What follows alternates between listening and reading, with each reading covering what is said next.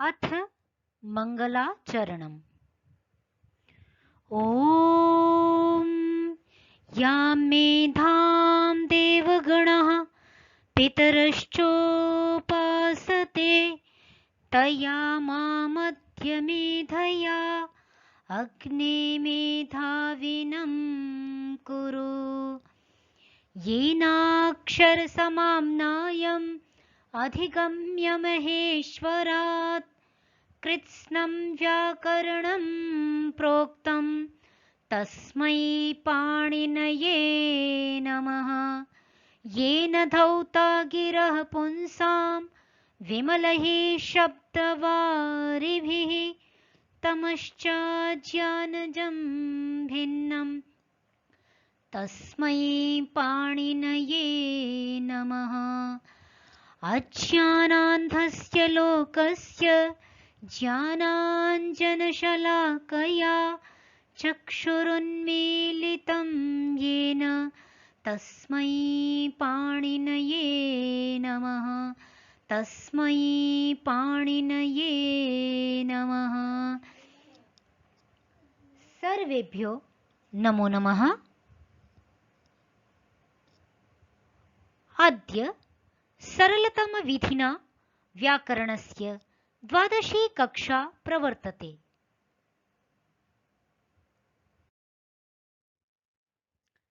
संज्ञा प्रकरणम्।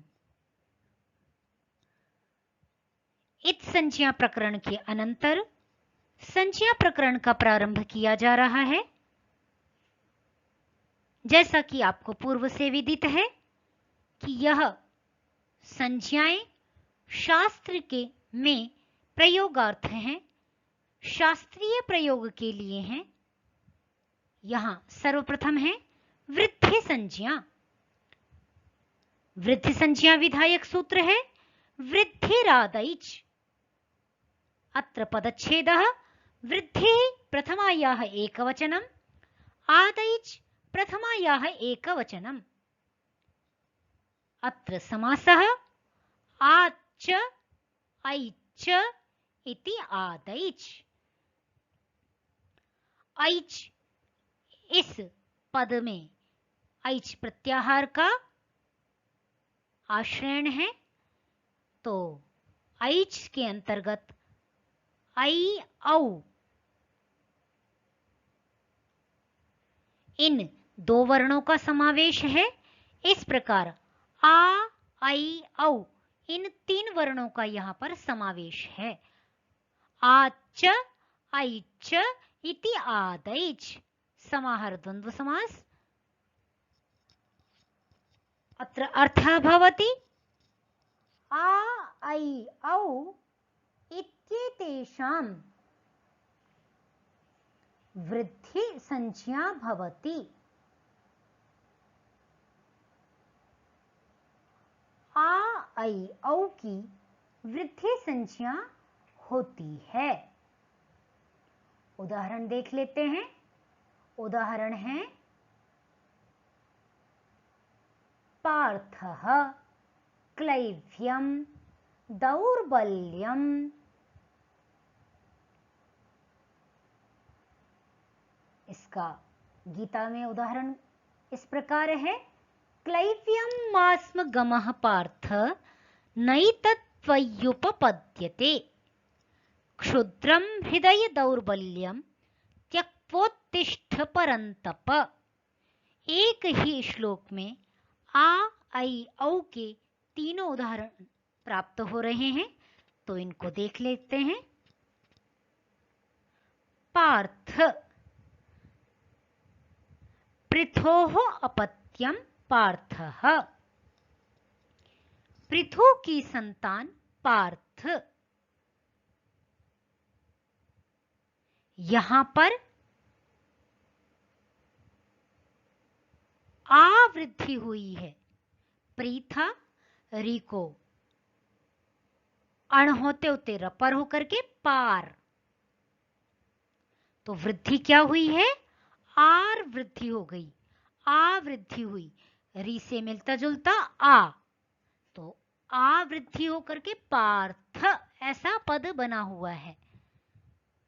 सिद्धि विषय आगे हम समझेंगे।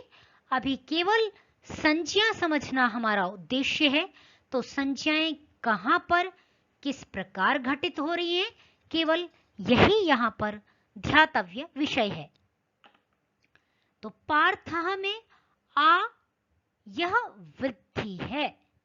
इसी प्रकार क्लीब शब्द था, क्लीबस्य भावः क्लैव्यम, क्षय प्रत्यय होकर के क्लैब्यम ऐसा शब्द बन गया। क्लैब्यम मास्मगमः पार्थ। तो क्लैब्यम क्ली था, ई को सवर्णी वृद्धि क्या हुई, आई। चूंकि आ आई औ और स्थान प्रयत्न हम प्रकरण पढ़ चुके हैं, तो स्थान में क्या है, ई का मिलता जुलता आई है। ई से मिलता जुलता आ तो नहीं है, औ भी नहीं है, अपितु क्या है, आई है। इसके अंतर्गत आ ई मिलकर के आई बन गया, तो समावेश है इसके अंतर्गत ई का। इस प्रकार क्लई ई में ई का सवर्णी आई होकर के क्लैव, आई वृद्धि हो गई क्लैव्यम। इसी प्रकार ऊ से मिलता जुलता वृद्धि पद औ, वृद्धि वर्ण औ हो गया। तो इस प्रकार यहां पर दौर्बल्यम, ऊ को वृद्धि क्या हुई है, औ वृद्धि।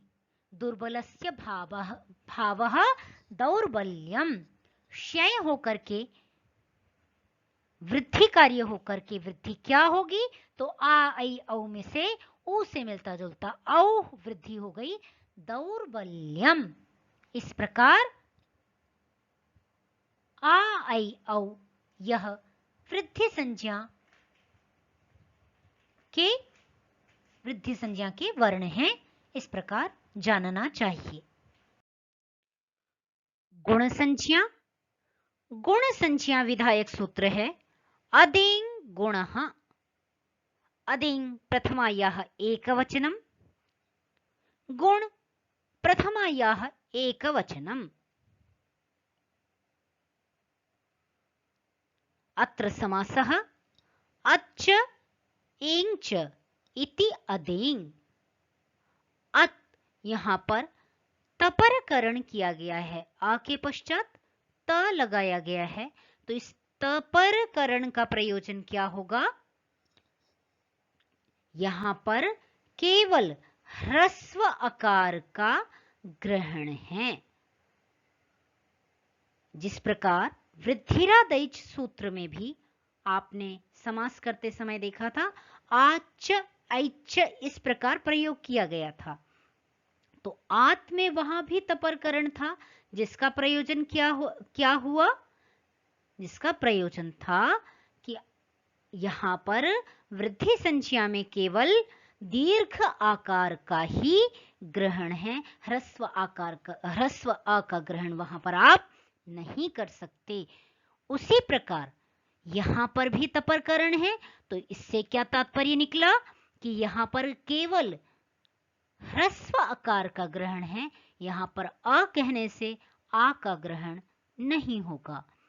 तो इस प्रकार अच्छ एंग च, एंग अत्र प्रत्याहारः वर्तते, एंग अत्र कति वर्णाः, ए ओ, अत्र द्वौ वर्णौ।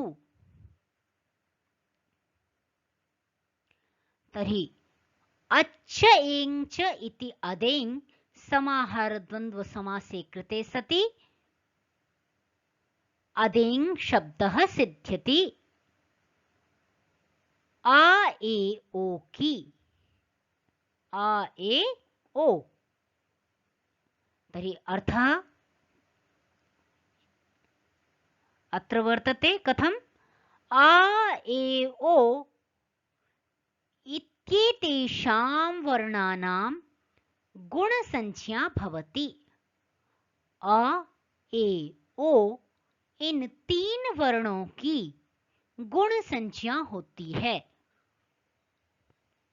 उदाहरण देख लेते हैं। हरन्ति प्रसभं मनः, मां तु वेद न कश्चन। भोगान रुधिरप्रदिग्धान। हरन्ति वेद भोगान। तीनों ही उदाहरण मैंने गीता से रखने का प्रयास किया है। हरन्ति अ का उदाहरण, ए वेद और भोगान ओ का उदाहरण। तो इस प्रकार हरन्ति झी प्रत्यय बहुवचन का आकर के हरन्ति शब्द बनता है। ह्री धातु, ह्री हरणे, ह्री धातु से शब्द झी आने के पश्चात ह्री को जब गुण होता है, गुण प्राप्ति अवस्था में क्या गुण होवे, तो अदेंग गुण यह स्पष्टता प्रकट करता है कि सदृशतम आदेश क्या होगा। ह्री का सदृशतम अण होते होते रपर होना, सदृशतम री का क्या हुआ, अर, आ गुण होगा।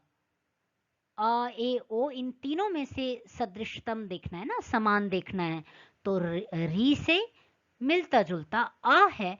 इस प्रकार अर गुण हो जाएगा। री में रेफ जो ध्वनि है वो आके पीछे लग जाएगी, अर इस प्रकार बन जाएगा। तो हर अ अंति हरंती। ए का प्रयोजन यहां देखते हैं, वेद। यहां पर विदज्याने धातु से वेद पद बनता है। वेद जानता है। वेद उत्तम पुरुष में भी बनता है। ना हम वेद, मैं नहीं जानता हूं। तो यहां पर मैंने आपको प्रथम पुरुष का उदाहरण रखा है।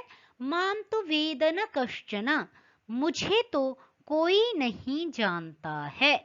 इस प्रकार तो वेद शब्द के रूप इस प्रकार बनते हैं। वेद विदतुहु विदुहु, वेत्थ विदथुहु विद, वेद्मि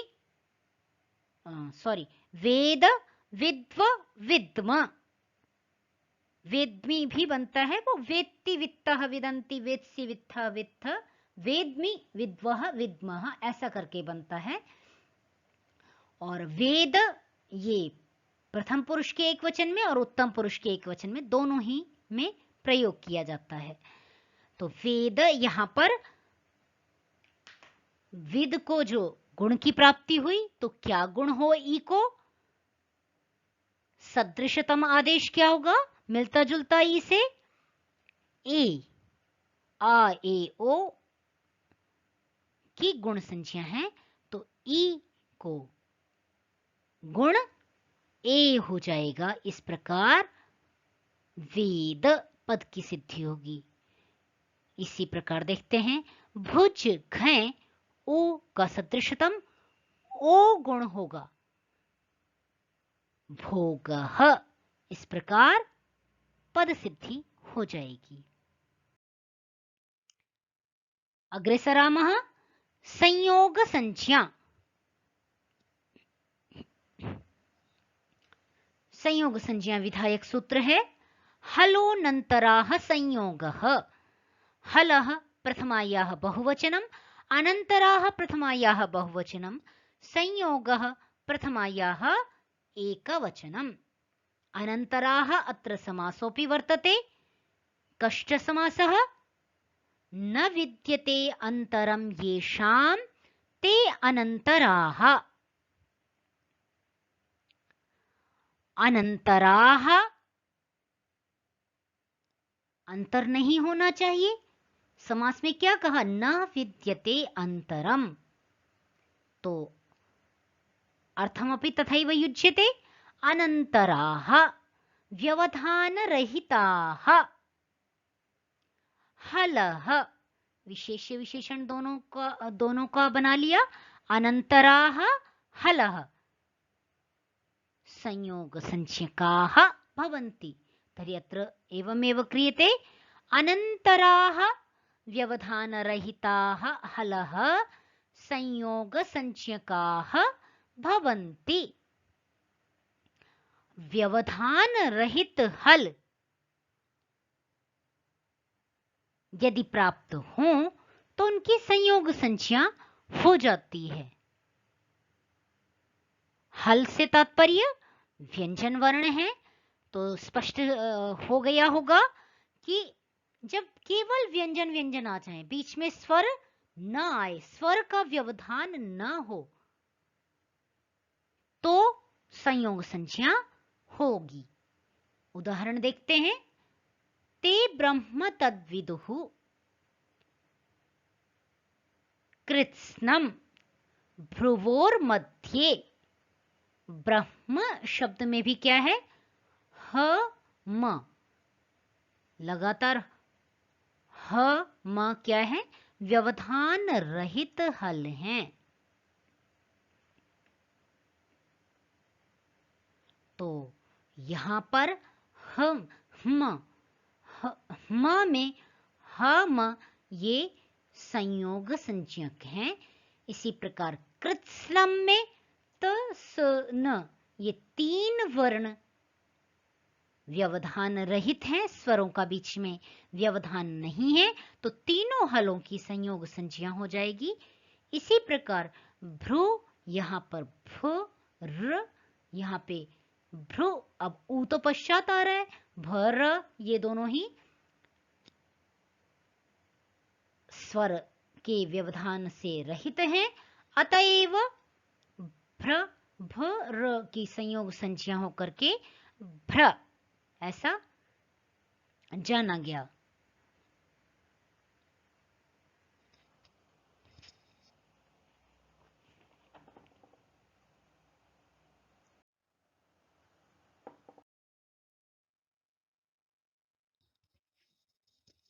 अनुनासिक संज्ञा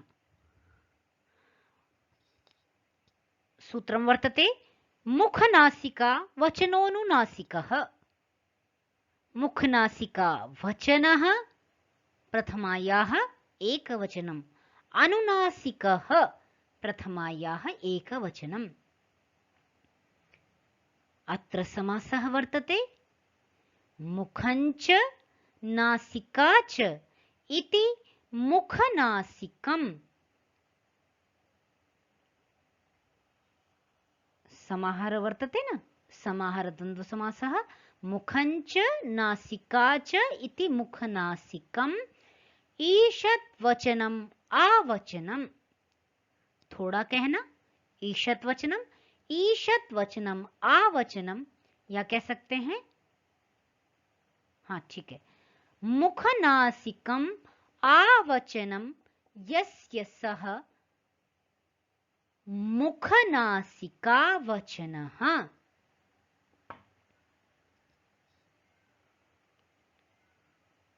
द्वंद्व गर्भ बहुव्रीहि समास, तो समाहार द्वंद्व पहले किया था, इस प्रकार समाहार द्वंद्व गर्भ बहुव्रीहि समासः अत्र वर्तते।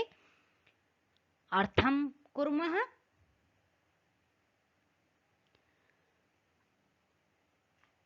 मुखनासिकम् आवचनं यस्य वर्णस्य सः अनुनासिकसंज्ञो भवति। आवचनम कह अर्थ थोड़ा कहना, तो तात्पर्य क्या निकला कि थोड़ा मुख से और थोड़ा नासिका से कहना, जिस वर्ण का, अर्थात थोड़ा मुख से और थोड़ा नासिका से जिस वर्ण को बोला जाए उसकी अनुनासिक संज्ञा होती है।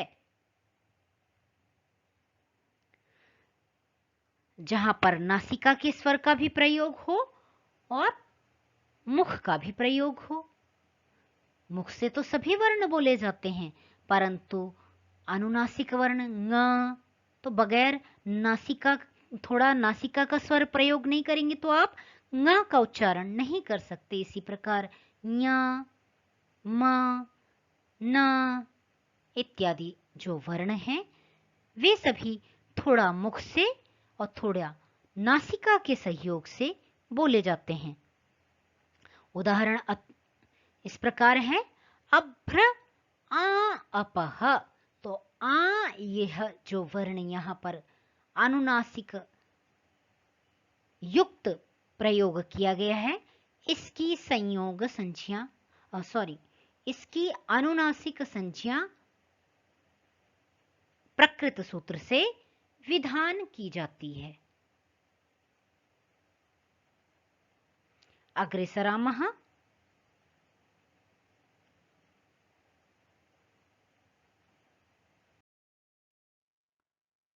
सवर्ण संज्ञा। सवर्ण संज्ञा विधा एक सूत्र है, तुल्यास्य प्रयत्नं सवर्णम। तुल्यास्य प्रयत्नं प्रथमायाः एकवचनं, सवर्णं प्रथमायाः एकवचनम्। आस्ये प्रयत्नः, आस्य प्रयत्नः। सप्तमी तत्पुरुष समास। आस्य में अर्थात मुख में होने वाले प्रयत्न। तुल्यः आस्य प्रयत्नः।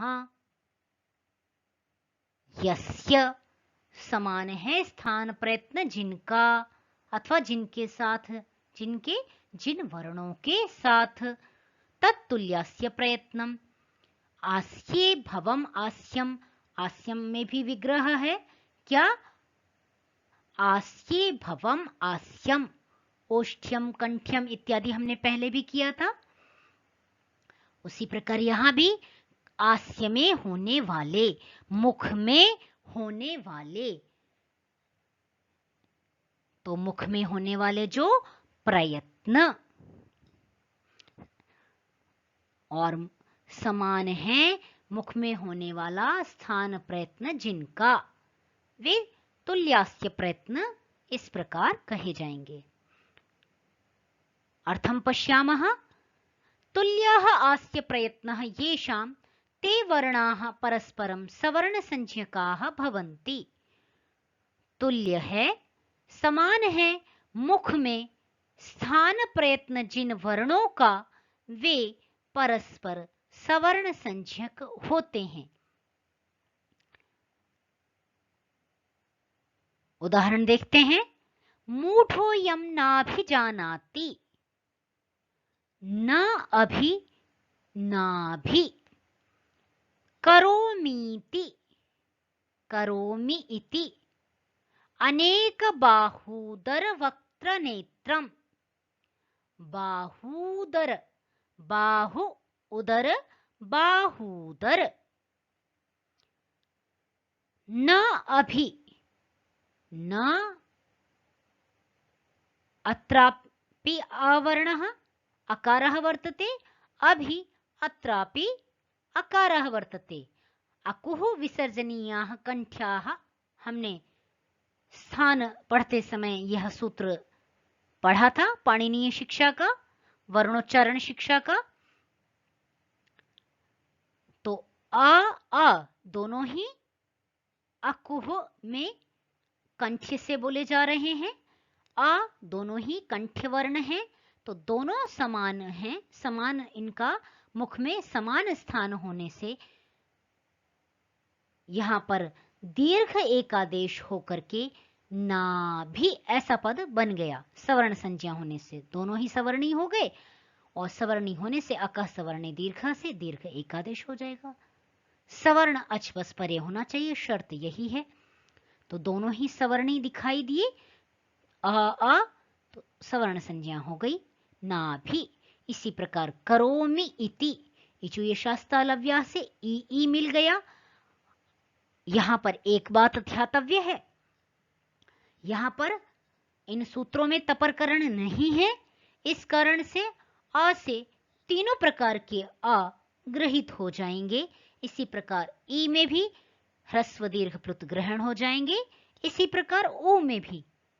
तो यदि विद्या आलयः शब्द बनता है तो आ होने पर भी सवर्ण संज्ञा हो जाएगी, विद्यालयः बन जाएगा। और भोजन आलयः अ और आ है तो भी हो जाएगी, आ और अ है तो भी सवर्ण संज्ञा हो जाएगी, क्योंकि अकुह विसर्जनीयः कंठ्याः सूत्रांतर्गत केवल अ पढ़ा गया है, तो आ कहने से तीनों आ का ग्रहण हो जाएगा। अग्रेसरामः। नाज्झलौ, यह निषेध सूत्र है। 7 प्रकार के सूत्रों का अध्ययन हमने पहले किया था, उसका एक बार पुनरावलोकन कर लेंगे। न अव्यय पदम अज्झलौ प्रथमायाः द्विवचनम। अच्च हल्च इति अज्झलौ, इतरेतर द्वंद्व समास है। अच और हल, अच कहने से स्वर और हल कहने से व्यंजन का तात्पर्य है। अर्थ लगा लेते हैं। तुल्यास्य प्रयत्नावपि अज्झलौ परस्परम सवर्ण संज्ञकाः न भवन्ति। तुल्य आस्य प्रयत्न होने पर भी अच और हलों की परस्पर सवर्ण संज्ञा नहीं होती है। अर्थात समान स्थान प्रयत्न होने पर भी स्वर और व्यंजनों की सवर्ण संज्ञा नहीं होगी।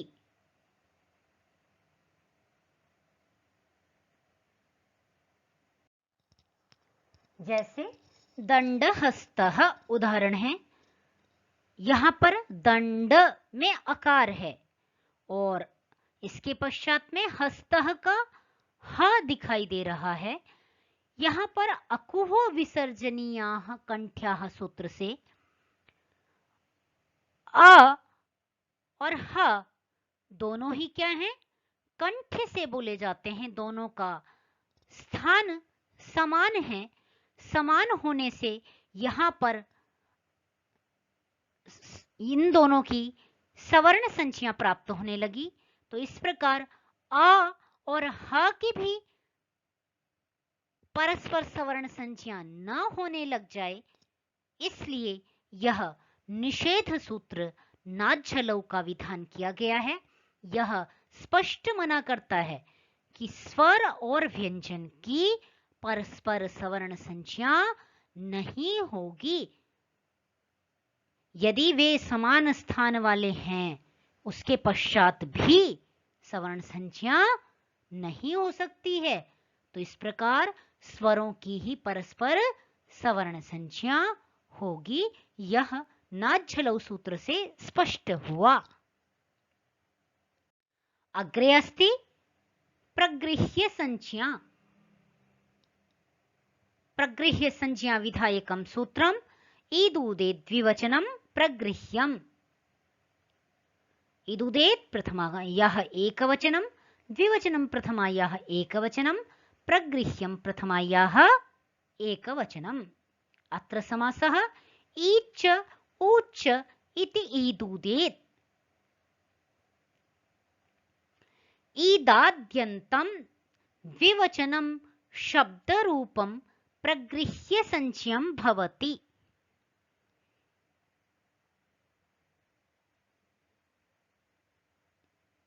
ईदाद्यन्तं अर्थात ईकारांत, ऊकारांत, एकारांत, ईदादि अंत वाले। ईदाद्यंतम, ईदादि अंत वाले। तो ईदादि कौन कौन से हो गए? ईकारांतम, ऊकारांतम, एकारांतम च द्विवचनं शब्दरूपं प्रगृह्य संज्ञं भवति। ईकारांत, ऊकारांत, एकारांत, इन द्विवचनांत शब्द रूपों की प्रगृह्य संज्ञा होती है। अत्र उदाहरणानि अग्नि इति, वायु इति, इंद्र वायु इमे सुताः। अग्नि इति, अग्नि यहां पर ईकारांत पद है और द्विवचनांत भी है। अग्नि अग्नि एवं रूपसिद्धि भवति। अग्नि प्रथमा का द्विवचन है तो ईकारांत है और द्विवचन है, दोनों ही शर्तें घटित हो रही हैं। इसके पश्चात यदि सवर्णी ईकार है तो भी यहां पर क्या है, सवर्ण संज्ञा का प्रयोजन सिद्ध नहीं होगा। यहां पर क्या हो जाएगा, ईकारांत द्विवचनांत यदि शब्द है तो उसकी क्या हो जाएगी, प्रगृह्य संज्ञा हो जाएगी। और प्रगृह्य संज्ञा का प्रयोजन है कि यहां पर यथा जैसा रूप था वैसा ही रूप रहेगा, प्रकृति भाव होकर के, प्रकृति भाव से तात्पर्य जैसा रूप था वैसा ही रूप रहेगा, वहां पर संधि कार्य प्रवृत्त नहीं होगा। इसी प्रकार वायु इति, इसी प्रकार इंद्र वायु इमे से सुताः, इसी प्रकार माले इति, माला माले मालाः, माले इति, तो माले भी यहां पर एकारांत है। वायु के पश्चात यणादेश की प्राप्ति थी, उसका निषेध प्राप्ति के पश्चात ये विशेष विधान कर दिया कि प्रगृह्य संज्ञा हो जाती है तो यहां भी यणादेश नहीं होगा। इसी प्रकार माले इति आयादेश की प्राप्ति थी, मालय इस प्रकार प्राप्ति हो रही थी, वह भी नहीं होकर के क्या होगा, प्रगृह्य संज्ञा होकर के प्रकृति भाव हो जाएगा, जैसा रूप है वैसा ही रूप रहेगा, संधि कार्य प्रवृत्त नहीं होगा। अग्रे अस्ति घु संज्ञा, सूत्रं वर्तते दाधा घ्वदाप्, दाधा प्रथमायाः बहुवचनं, घु प्रथमायाः एकवचनं, अदाप् प्रथमायाः एकवचनं, दाश्च धौच इति दाधाः, दाप् च दैप् च इति दाप्, न दाप् अदाप्।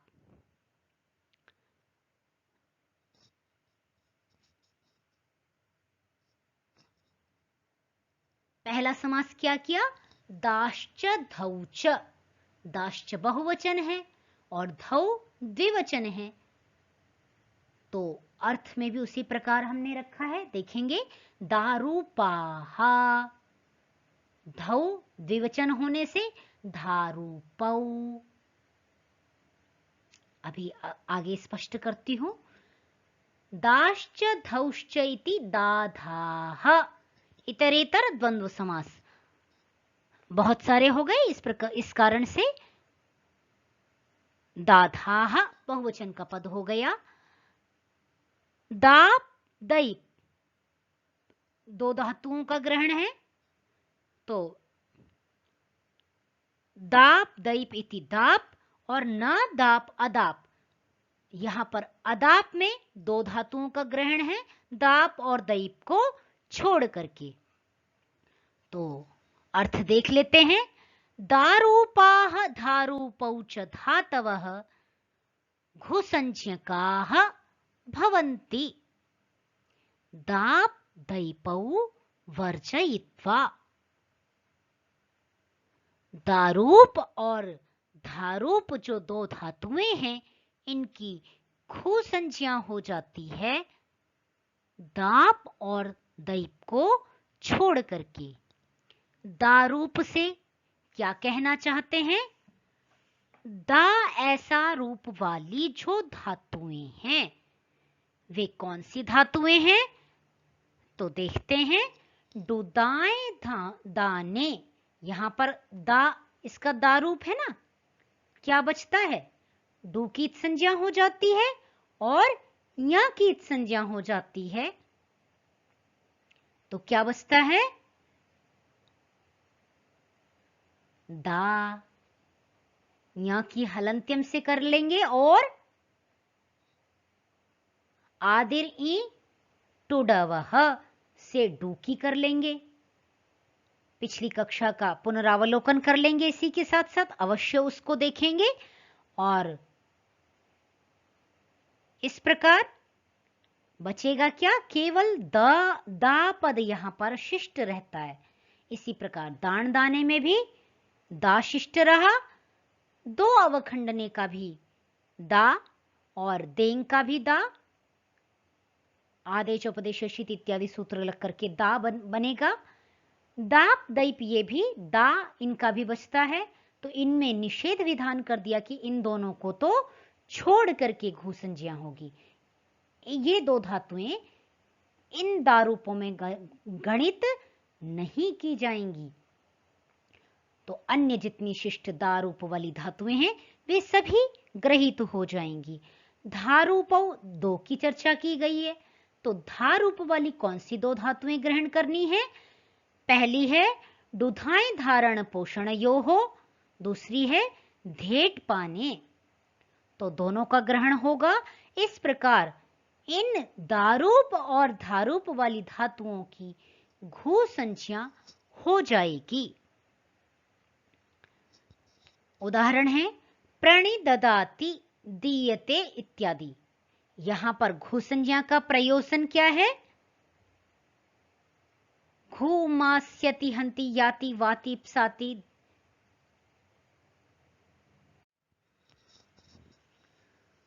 नीर्गद नद पत पद घू मास्यति हंति याति वाति द्राति प्साति वपति वहति शाम्यति चिनोति देग्धिषु च।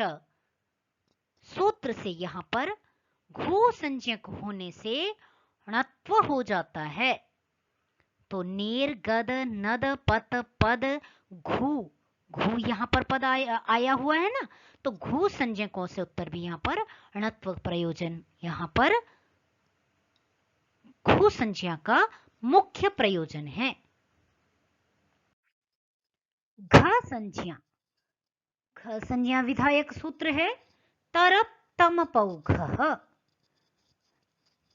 तरप तमपौ प्रथमायाः द्विवचनम्, घः प्रथमायाः एकवचनम्। अत्र समासः तरप च तमप च इति तरप तमपौ। तरप तमपौ घ संज्ञकौ भवतः। तरप प्रत्यय और तमप ये दो प्रत्यय क्या होते हैं? घ संज्ञक होते हैं। अत्र उदाहरणं वर्तते गौरीतरः गौरीतमा, गौरीतरा गौरीतमा।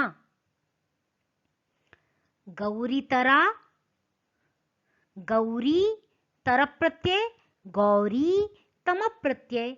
यहां पर घ रूप कल्प चेलड ब्रुव गोत्रमतहतेषु न्योनेकाचो ह्रस्वः सूत्रेण ह्रस्वादेशः घ संज्ञायाः प्रयोजनम्।